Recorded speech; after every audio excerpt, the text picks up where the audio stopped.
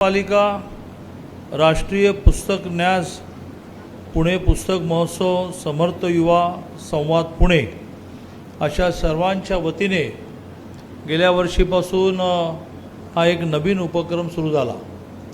3 वर्षापूर्वी बुकफेस्ट सुरू झाला, पुस्तक महोत्सव, आणि त्याची प्रगती आपल्याला माहितीच आहे की यावर्षी जे वर्ष गेलं त्याच्यामध्ये 800 स्टॉल आणि जवळजवळ 100 कोटीची पुस्तकं विकली गेली। त्याचाच एक पार्ट म्हणून गेल्या वर्षी हा विषय आला की एक पुणे बाल पुस्तक जत्रा आपण करावी आणि केवळ पुस्तकं न ठेवता मोठ्या प्रमाणावर भारतीय खेळ हे नवीन पिढीला माहिती व्हावेत आणि मग विटीदांडूपासून लगोऱ्यांपासून अनेक खेळ पण उपलब्ध करावेत, ज्याचा राजेश पांडेने उल्लेख केला की गेल्या वर्षी 35,000 मुलांनी सहभाग नोंदवला।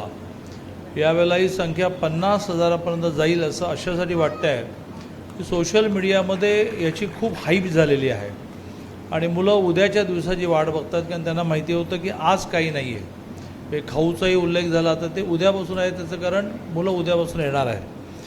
तर असा एक यशस्वी उपक्रम जो गेल्या वर्षीपासून सुरू झाला त्याचं ह्या वर्षीच्या उद्घाटनाला ऑनलाईन आपल्याशी जॉईन झालेले आहेत राज्याचे उद्योग मंत्री आणि सगळ्यात महत्त्वाचं म्हणजे मराठी भाषा मंत्री उदयजी सामंत, व्यासपीठावर उपस्थित या सगळ्याच्या मागे असणारे भारतीय जनता पार्टीचे महाराष्ट्राचे सरचिटणीस राजेजी पांडे, राजेजींच्या प्रत्येक ॲक्टिव्हिटीमध्ये खांद्याला खांदा भिडून काम करणारे सुनीलजी महाजन, व्यासपीठावर पुणे महानगरपालिकेचे इतके नगरसेवक उपस्थित आहेत आणि विरोधी पक्षनेता पण आहे।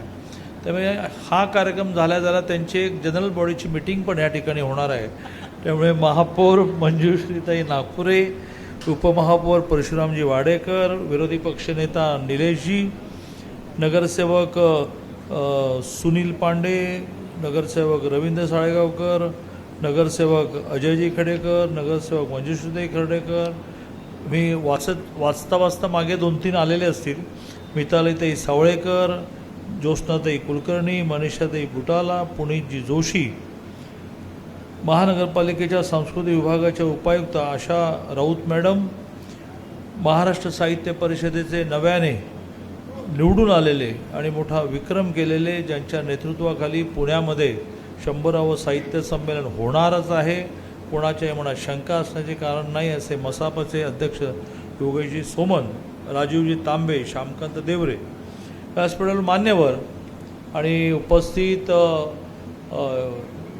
शालेय विद्यार्थी, महाविद्यालयीन विद्यार्थी, नागरिक, हितचिंतक बंधू आणि भगिनींनो, माझी एक सोय असते की मी शेवटी बोलतो आणि मला एका वाक्यामध्ये माझं भाषण संपवता येतं की याच्या आधी ज्यांनी जे म्हटलं तेच मला म्हणायचं होतं। असं म्हटलं की माझं भाषण संपू शकतं, मी लवकर संपवणार म्हणून टाळ्या वाजलेल्या आहेत, पण मी 2 मिनटं बोलणारच आहे। खूप चांगला उपक्रम हा सुरू आहे आणि आपला गैरसमज आहे की मुलं वाचत नाही, तरुण वाचत नाही, कारण बुकफेस्टने दाखवलं की 15 लाख लोकांनी भेट दिली, त्यातले 5 लाख कॉलेज तरुण आणि शालेय विद्यार्थी होते। माझ्या कोथरूड विधानसभेमध्ये 2 मोठ्यांच्या लायब्ररीज फिरत्या चालतात, ज्याचे 6,000 मेंबर आहेत आणि शालेय मुलांची जी लायब्ररी फिरती आहे ती शाळेत येण्याची मुलं वाट बघत असतात, मोठ्या प्रमाणावर पुस्तकं घरी घेऊन जातात, न चुकता पुढच्या आठवड्यात आणून ती बदलून घेऊन जातात, असा एक मोठा रिस्पॉन्स आहे। आपल्याला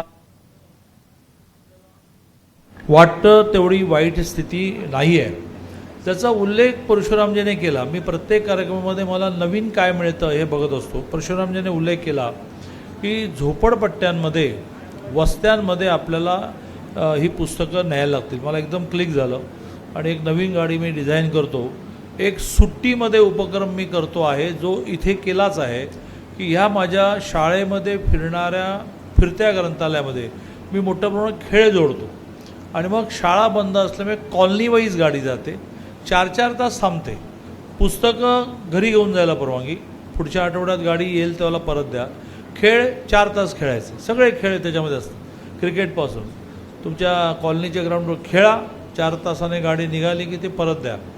तर असं वेगवेगळ्या उपक्रमांनी आपल्या लहान मुलांना आपल्याला समृद्ध करावं लागेल.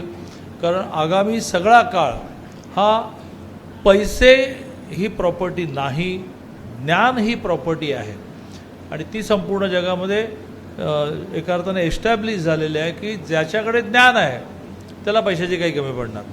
आणि म्हणून मी राजेश पांडेंना मनापासून त्यांचं अभिनंदन करतो की इतका चांगला उपक्रम केला. याच शहरामध्ये आंबेगावला एक शिवसृष्टी आहे, त्याचं निमंत्रण त्यांच्या वतीने देतो. मी शिवसृष्टीचा कोणीच नाही, मी शिवसृष्टीचा हितचिंतक आहे. त्यांनी आज डिक्लेअर असं केलं आहे की पूर्ण सुट्टी शिवसृष्टी, ज्याचं तिकीट 600 रुपये आहे, मुलांचे 250 रुपये आहे. अप्रतिम. अमितभाई शहांसारखे ह्या देशाचे अक्षरशः देशाचे जगाचे मान्यताप्राप्त नेते, गृहमंत्री हे उद्घाटनाला आले आणि बाहेर पडल्यानंतर त्यांनी त्यावेळेला मुख्यमंत्री देवेंद्रजी आणि एकनाथजी होते, त्या दोघांनाही असं म्हणाले, नाही त्यावेळेला एकनाथजी मुख्यमंत्री, देवेंद्रजी उपमुख्यमंत्री, अजितदादा जॉईन व्हायचे होते, त्या दोघांनाही म्हणाले की देवेंद्र इस काम को बढ़ाना पडेगा. अशी एक अप्रतिम शिवसृष्टी जिवंत ही आंबेगावला आहे.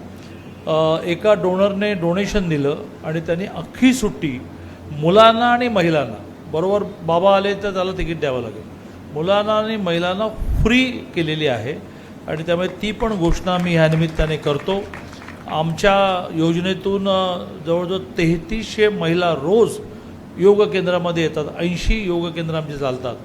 त्यांना त्यांनी ऑफर दिली. आम्ही असं ठरवलं आहे की प्रत्येक केंद्राने आपली आपली बस करावी, भाडं आम्ही देणार. जाताना किंवा येताना एक चांगलं स्नॅक्सचं पॅक मिळेल, पाण्याची बॉटल मिळेल आणि शिवसृष्टी मोफत बघायला मिळेल.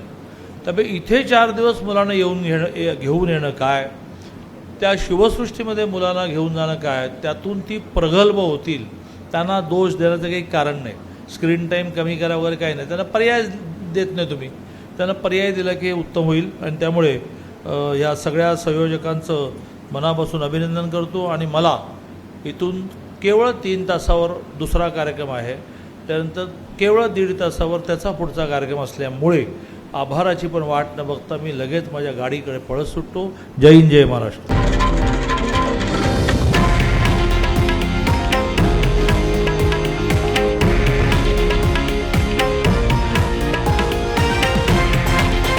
हे आहे देशातील नंबर 1 न्यूज नेटवर्क आणि आपण पाहत आहात TV9 मराठी, एकमेव.